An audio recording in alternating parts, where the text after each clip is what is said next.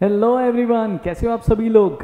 NEET के लिए पिछले 2 सालों से आप लोग बहुत जी जान से मेहनत कर रहे हो and I am pretty sure कि आपने काफ़ी सारी चीज़ें अच्छी तरह से जान ली है, परख ली है, पढ़ ली है। करेक्ट। तो आपका जो प्रिपरेशन है वो बहुत अच्छा हो गया है, लेकिन इसी दौरान शायद से ऐसा भी काफ़ी लोगों को लगता है कि उनका बोर्ड्स पे से अटेंशन थोड़ा सा हट गया है। आज का वीडियो उन्हीं सब लोगों के लिए है on how to score 70 out of 70 marks in biology in board examination। सबसे पहले सप्तर्षि का ऐप आपने डाउनलोड किया है? अगर नहीं किया है तो मैंने लिंक दे दी है डिस्क्रिप्शन में, वहां जाके आप हमारा सप्तर्षि का ऐप डाउनलोड कर सकते हो और स्टोर सेक्शन में बहुत सारे कोर्सेज सर्व कर सकते हो। Correct. So let us start discussing on how to score 70 out of 70 marks which is called as the perfect score in biology। तो बहुत सारे इंपॉर्टेंट क्वेश्चंस होते हैं कि ये परफेक्ट स्कोर आता कैसे है। करेक्ट। तो सबसे पहली चीज ये परफेक्ट स्कोर आने के लिए वो कैरेक्टरिस्टिक फीचर ये है, that is understanding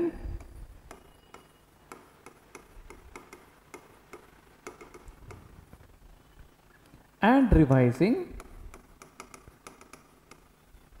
highlighted part. मैं ऐसा इमेजिन कर रहा हूँ कि आप सभी ने मेरे वीडियोस पिछले 2 साल से देखे हैं और उसी दौरान आप लोगों ने अपनी टेक्स्ट बुक बहुत अच्छी तरह से दिल से पढ़ ली है। अगर आपने अच्छी तरह से टेक्स्ट बुक पढ़ ली है तो टेक्स्ट बुक पढ़ने के बाद में आप क्या करते हो, टेक्स्ट बुक का जो इम्पोर्टेंट पार्ट आपको चाहिए वो पार्ट आप हाईलाइट करते हो। करेक्ट। तो अभी मैं ऐसे इमेजिन कर रहा हूँ कि आपके सारे चैप्टर जो है वो परफेक्टली हाईलाइटेड है।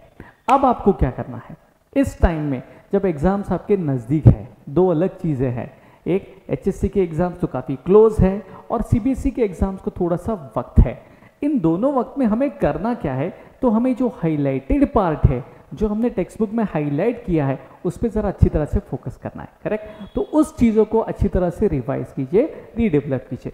ये करते वक्त आपको सबसे पहला जो फोकस करना है वो है Q&A पे। आपने देखा होगा, से फॉर एग्जांपल अगर मैं एनसीईआरटी की बात करता हूँ, एनसीईआरटी टेक्स्ट बुक की, या state board Maharashtra state board की टेक्स्ट बुक की बात करता हूँ, इन दोनों टेक्स्ट बुक के एंड में जैसे ही वो चैप्टर कंप्लीट होता है वहाँ पे आपको मिलेंगे बहुत सारे क्वेश्चंस, है ना। कुछ एमसीक्यू होते हैं, कुछ शॉर्ट क्वेश्चन होते हैं, कुछ लॉन्ग क्वेश्चन होते हैं। इन सब क्वेश्चंस के ऊपर आपको सबसे पहले फोकस करना है। ठीक है। ये समझ लीजिए कि आपका जो भी क्वेश्चन पेपर सेट होने वाला है वो इन्हीं क्वेश्चन पे बेस्ड होने वाला है। Is that clear with everyone?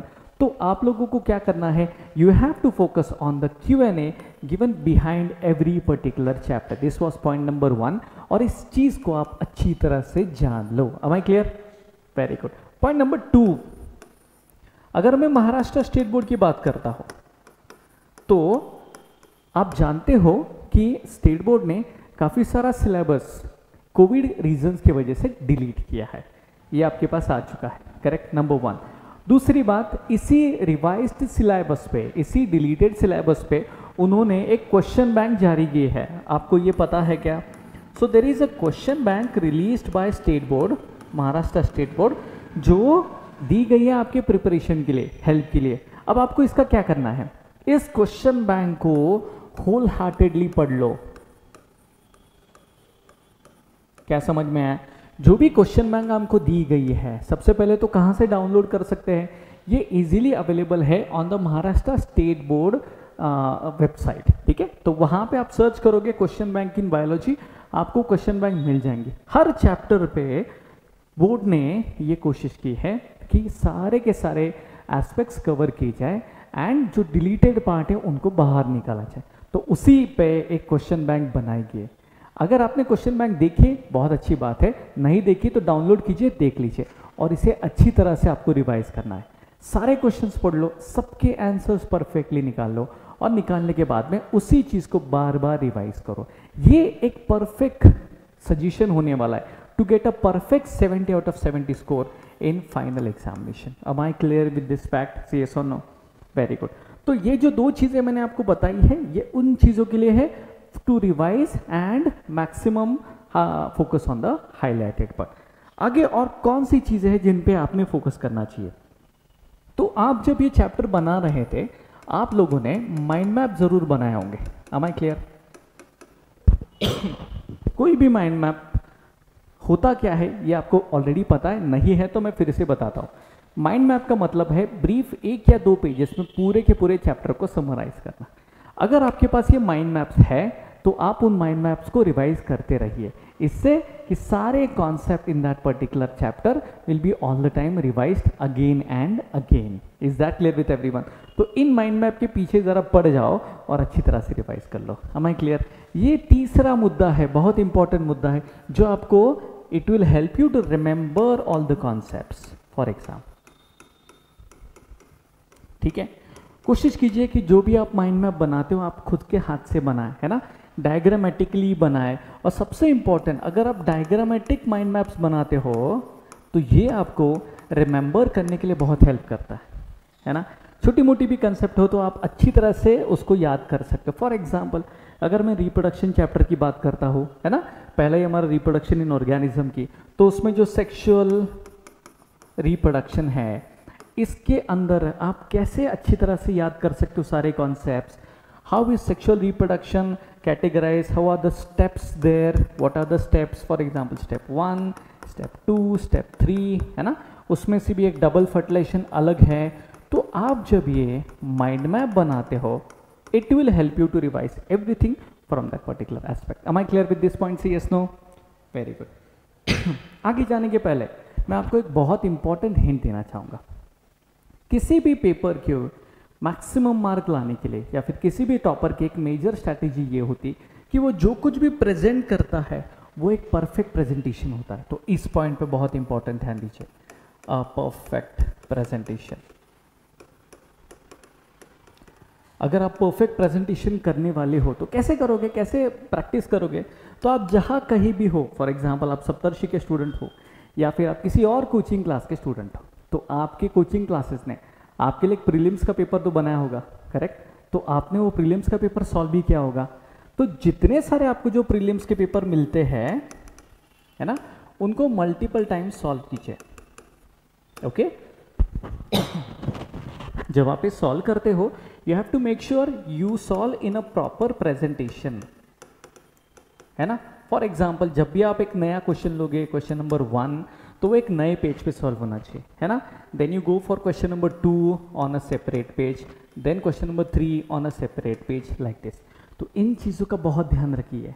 आपके पास नॉलेज होता है लेकिन उसको प्रेजेंट करने का तरीका भी इम्पॉर्टेंट है। अगर आप इसे अच्छी तरह से प्रेजेंट करते हो तो आपके परफेक्ट स्कोर लाने के चांसेस बढ़ जाते हैं। Let me clear it very clearly, right. तो ये आपका बहुत इंपॉर्टेंट महत्वपूर्ण पार्ट है। इसमें भी आपने देखा होगा कि बहुत सारे बार जो मार्क्स आपके जाते हैं वो डायग्राम्स में जाते हैं, है या नहीं। लेट अस से अगर आपका एक क्वेश्चन आ गया और वो क्वेश्चन है ड्रॉ द एम्ब्रियो सैक। तो जब आप एक एम्ब्रियो सैक बना रहे हो तो एम्ब्रियो सैक के बहुत बेसिक एस्पेक्ट पे आपने बहुत अच्छी तरह से ध्यान रखना है, करेक्ट। से for example when I am drawing embryo sac, you have to make sure you draw a very basic diagram and clearly mention everything. So drawing an embryo sac, you find that these cells on the top here are the antipodal cells, है ना, making sure that the arrow is pointing outwards, ठीक है। दूसरी जो हम लोग cell यहाँ पे ड्रॉ करने वाले हैं वो सेकेंड टाइप ऑफ सेल है, which is basically refer to as the polar nuclei, है ना। ये भी पॉइंटिंग आउटवर्ड्स, पोलर न्यूक्लिया और सेकेंडरी न्यूक्लिया, करेक्ट। और जो तीसरी चीज हम लोग ड्रॉ करने वाले हैं वो है हमारे इंपॉर्टेंट सिनर्जिड्स, है ना। सिनर्जिड के साथ मैंने अभी एक सेल ड्रॉ नहीं की है, वो सबसे बिगेस्ट सेल है, तो थोड़ा सा साइज में बड़ा दिखा दीजिए ताकि आपका भी कंफ्यूजन ना हो। और हर एक को न्यूक्लियस जरूर दिखाना है, करेक्ट। तो ये वाली होगी आपकी एग सेल और ये वाली होगी आपके सिनर्जिड्स। देखा ना आपने कितनी इजी डायग्राम है ना। ये करते वक्त आप ये कभी भी मत भूलिए कि इस पूरे सेल का नाम है सेंट्रल सेल, तो इस सेल को नाम जरूर दीजिएगा।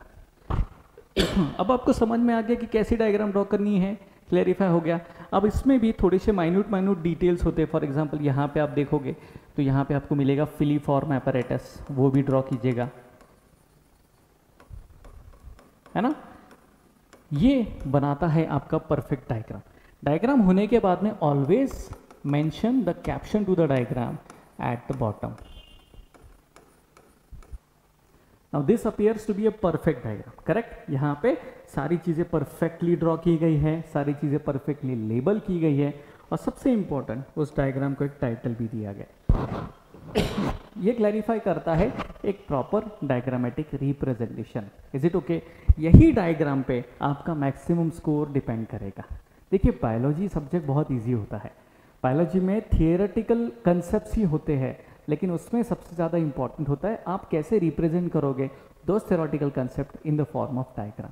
फॉर एग्जाम्पल आपको क्वेश्चन आता है try carboxylic acid cycle, TCA cycle, तो जब आप TCA साइकिल ड्रॉ करोगे उससे भी एक परफेक्टली सर्कल में ड्रॉ करना है ना, ताकि एग्जामिनर को वो देखते वक्त पता चल जाए कि आपको वो पाथवे अच्छी तरह से पता है ना, और आपने वो पाथवे परफेक्टली ड्रॉ भी किया है। तो ये कुछ पार्ट्स है, इन चीज़ों पे आपको अभी के लिए फोकस करना है और तय करना है कि आपको 70 आउट ऑफ 70 स्कोर लाना ही है। आई एम प्रीटी श्योर कि जो लोग मुझे फॉलो कर रहे हैं, जो लोग मेरे लेक्चर्स कंटिन्यूसली देख रहे हैं, I am sure they all will score 70 out of 70 and make sure you have a very nice perfect score in your final examination. I think आज के लिए इतना काफ़ी है। अगर आपको और भी कुछ डिटेल्स जानने हैं तो आप मुझे कमेंट बॉक्स में टेक्स्ट कर सकते हैं। Thank you so much for your patient listening.